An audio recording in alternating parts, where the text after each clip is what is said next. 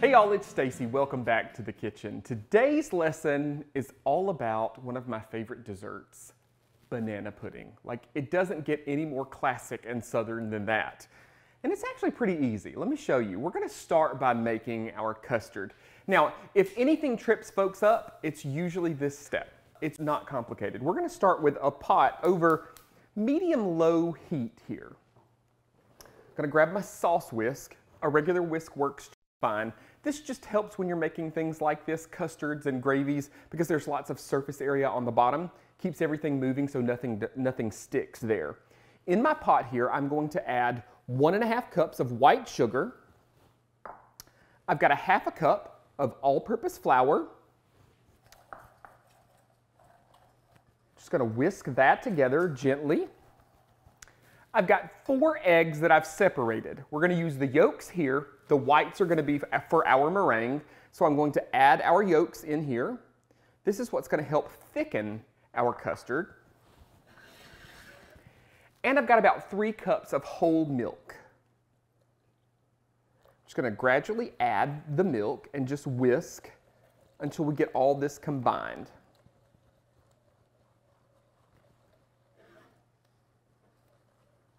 Now, I get questions sometimes about reducing the amount of sugar in this recipe.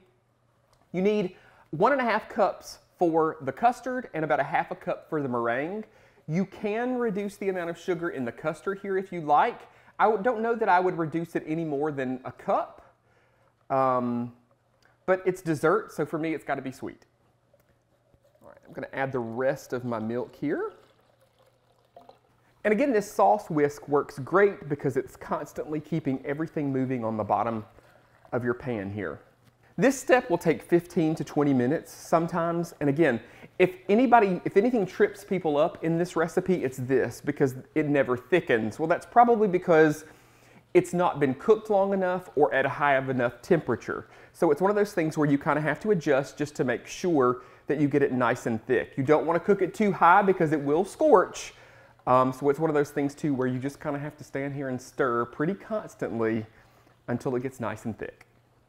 Now with dessert in general, I like to add a little salt. So I'm going to add just a pinch of salt here. It just kind of helps to enhance the sweetness. And then we just whisk.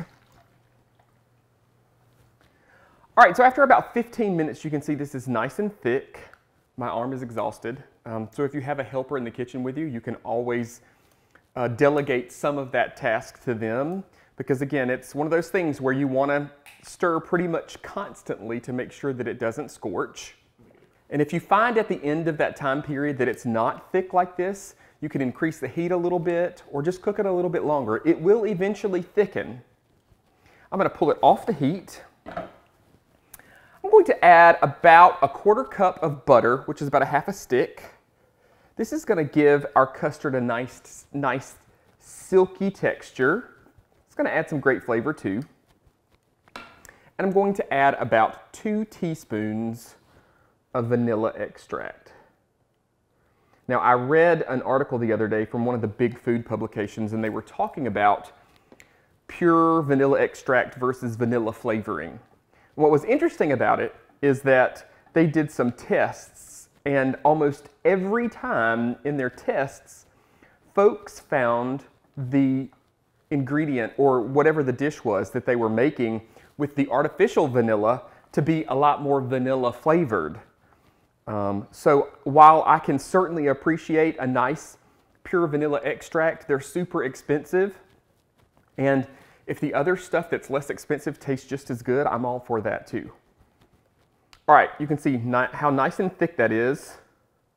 Beautiful. I'm going to let this cool a little bit, because what's going to happen is once we slice our bananas, if we pour this really hot custard over our bananas, they're going to turn black. And that's one of my least favorite things about banana pudding. So we're going to let this cool a little bit before we put our banana pudding together. All right, while our custard cools, let's talk about our meringue for a second. Now, not everybody loves a meringue. I really dislike a poorly executed meringue. So it's super important that we get it right. If you don't love meringue, this banana pudding is delicious topped with some fresh whipped cream or even some Cool Whip. I didn't say that out loud. I happen to love it with Cool Whip, but that's just me. Let's talk about meringue for a second. When we're separating our eggs, eggs are easier to separate when they're cold, but egg whites are going to be better or much easier to whip once they're room temperature. So if you do that in advance and let them sit, they're going to whip together a lot easier. I've got 4 egg whites here from those 4 yolks that we separated for our custard. And I'm just going to start beating these a little bit. Now, as a little insurance policy, you can add about ½ a teaspoon of cream of tartar to this. It's an acid that helps your meringue set. It's not included in the recipe, but you can certainly do that if you feel like you need it. Make sure you have a clean bowl also. If your bowl has any kind of grease residue, oil residue, anything in it, it's going to be much harder to get these egg whites to whip up.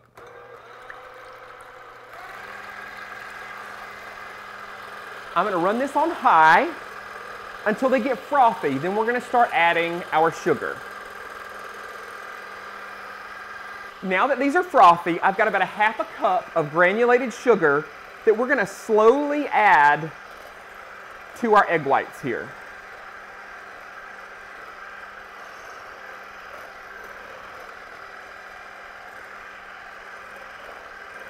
Once we've gotten all of our sugar added, we're just going to keep whipping until these form nice stiff peaks. All right, so these have been whipping for 6 to 8 minutes, and the exact amount of time that it takes to beat all that air into your egg whites is really going to depend. It can change based on the humidity, based on the age of your eggs. So it's one of those things where you just have to start and just keep going. I've even had it take 15 or 20 minutes sometimes. I'm using a hand mixer here. You can absolutely use a stand mixer if you want a more hands-off approach. We want to beat these till we get nice stiff peaks. What we want to see is when we pull our mixer or our beaters out, we see this nice curve here, but it's staying. It's not soft enough to droop back down. That's what we want so that we have that nice marshmallowy meringue on top of our banana pudding. All right, let's move on to our next step. All right, so I've got 4 bananas that I sliced, and now it's time to assemble our banana pudding. I've got a 2½ quart baking dish here that I'm just going to spray with a little non-stick cooking spray. And then we're going to start putting this together. We're going to start with our vanilla wafers. This is an 11-ounce box of vanilla wafers. What we're going to do is create alternating layers. We're going to start with cookies in the bottom of our baking dish here. And this can be as fancy or as rustic as you like. You know, the thing about it is once it's topped with a meringue, nobody can see a whole lot of it anyway. So if you want to take the time and make it pretty, go right ahead. If you don't, well then that's fine too. But essentially what we're doing is we're going to do a layer of cookies, a layer of bananas, another layer of cookies, another layer of bananas. So we have 2 layers of each. Then we're going to top with our custard. Now some people actually put a layer of custard in between each layer. So it would be cookies, bananas, custard, cookies, bananas, custard. I like to add the custard right on the top because when it warms in the oven, that custard is going to settle down into there a little bit. All right, now that we've got all of our bananas and our cookies here, it's time to add our custard. Now, as this custard sits and cools, it's likely that it's going to develop a little bit of a skin on the top of it. Just stir that together, and even if it appears a little lumpy, it's going to be fine. What we're going to do is we're just going to pour this right over the top.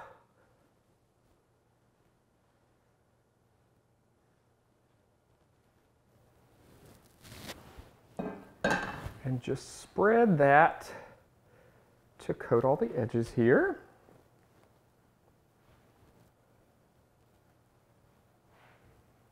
And like I said, you can see that it does look a little lumpy. That's just from that skin. It's going to be just fine. Now we're going to top it with our meringue. I'm just going to gently scoop this out and do some little dollops on the top. Kind of hard to spread this, so breaking it up into these dollops will help you cover the top of your banana pudding without messing anything up. Now, I'm a big fan of an offset spatula.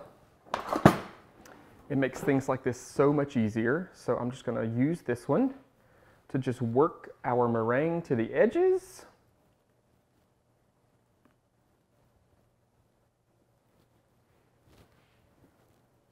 And then we're going to bake this. And as it bakes, the highest parts of our meringue are going to brown. So we want to make sure to give some pretty divots and some whips and some little peaks so that as it bakes, we get that nice browning on the top. All right, this is going to go in a 325-degree oven for 12 to 15 minutes or until that meringue is toasted and nice golden brown.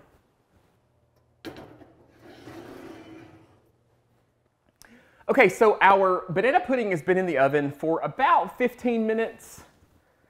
It's nice and golden brown.